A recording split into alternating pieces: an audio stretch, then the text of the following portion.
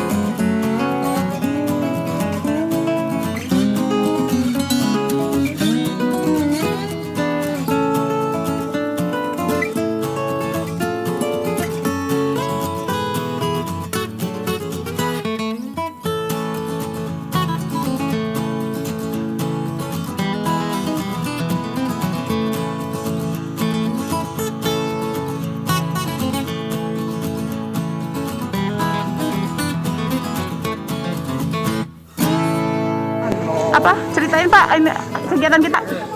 Baik, terima kasih Mbak Ika, Mas Aldo, Kak Dani. jadi hari ini adalah giat kelima kali tiap minggunya ya, kita melaksanakan giat untuk Jumat bersih baik di kelurahan maupun di desa, umumnya ya di Kecamatan Lawang Kidul. Nah, gunanya adalah untuk memberikan edukasi kepada masyarakat kita ya bahwa bersih itu sangat baik sekali untuk kesehatan kita. Nah, selanjutnya hari ini kita di Tugu welcome to Tanjung Enim ya. Selamat datang Tanjung Enim ya. Di Tugu kita ini kita adakan kebersihan ya, baik dari sampah maupun dari rumput-rumputnya sudah lihat sendiri bahwa ini sudah kita tebas ya, kita bersihkan. Nah, harapan kedepannya inilah Tugu inilah yang cikal bakalnya ya masuk ke dalam Kecamatan Lawang Kidul ini, jadi Tanjung Enim ini. Nah, saya berharap ada Pak Budi ya, Tanjung Enim kota wisata. Semoga saja terwujud ke depan ini, menjadikan Tanjung Enim ini benar-benar kota wisata yang sudah kita tata rapi, terminal, pasar maupun ruang terbuka hijau yang lainnya. Saya juga Bapak rekan sekalian sudah menyampaikan kemarin waktu rapat kecil dengan Pak Ketua ya tim Tanjung Enim Kota Wisata untuk segera kalau bisa kita laksanakan pembangunan yang mana sudah tertunda karena COVID-19 ini.